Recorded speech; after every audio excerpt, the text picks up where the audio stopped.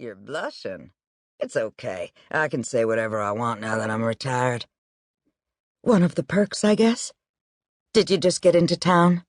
Last night. I flew in from London. I used to fly all the time, all over the country, all over the world. Jet lag never bothered me. These days, a pop fly from London to Boston knocks me on my ass. What were you doing in London? Whim. It was obviously an incomplete answer, but he didn't seem to care. She decided not to push. Did your wife go with you? He shook his head. Joan's home in North Carolina with the gang. Our youngest is having another baby. We have 4 grandkids now, 2 boys, 2 girls. This next one will tip the scales back to the girls. Joan's excited. Loves babies. That's great, Gordy. Congratulations. Emma paused, a hand on the back of her desk chair. If this is a personal visit, why don't we wait and have lunch? It's not a personal visit, but I'm not going to keep you. Would you like to sit down? Nah, I'll stand. Sciatica acted up on the flight. He walked over to her one window. The main offices, including hers, were on the 2nd floor of a former warehouse, one of many rescued buildings of Boston's waterfront past. Alley view. I bet Yank has a harbor view. He did, but Emma made no comment. Security's tight here, but it's not a fortress, Gordy added. The world's changed since I broke into my first sweat at the academy. You had an amazing career, Gordy. Emma sat on her desk chair, swiveling to face him. What brings you to Boston? I'm on my way up to Maine for the open house at the new Sharpe Fine Art Recovery offices on Saturday. I'm invited. That wasn't your doing? No, it wasn't. I'm not part of the business. You know that.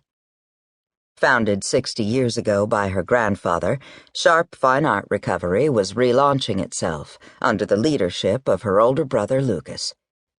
Although still relatively small, the business had grown since Wendell Sharpe had set up his first office in his home in Heron's Cove on the southern Maine coast.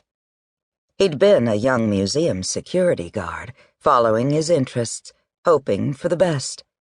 Now he was semi-retired, living in Dublin since his wife's untimely death 15 years ago. Emma knew Lucas had never expected to take the helm so young, or on his own, but he'd taken to the work, or at least he was good at it, dedicated, tireless. Gordy glanced back at her, a touch of the no-nonsense Agent Wheelock she'd known in his incisive look. Any regrets about joining the FBI instead of the family business? No. Gordy, a touch of impatience. I like that. I don't intimidate you anymore. She didn't respond. He'd never intimidated her, but she'd always respected him. In his mind, the two often went together, and either or both could be used as leverage to get what he wanted. Answers, cooperation, his way. She tilted back in her chair. Let's do this. You talk, I listen, okay? He moved away from the window, but didn't sit. Sure thing. I stopped in at a high-class tea party in London on Sunday. Champagne, chocolate, scones, loose-leaf tea. It was at Claridge's. Damn fine hotel. I didn't stay there, too pricey for my wallet. The party was in celebration of the opening of a show at the Victoria and Albert Museum featuring art and artifacts from the late antiquity period. He paused. How'd I do? Pretty good, huh? Emma didn't buy his act. As always. I've picked up a few tidbits. Late antiquity bridges the classical era and the Middle Ages, around the time the proverbial shit hit the fan with the Roman Empire, at least in the West.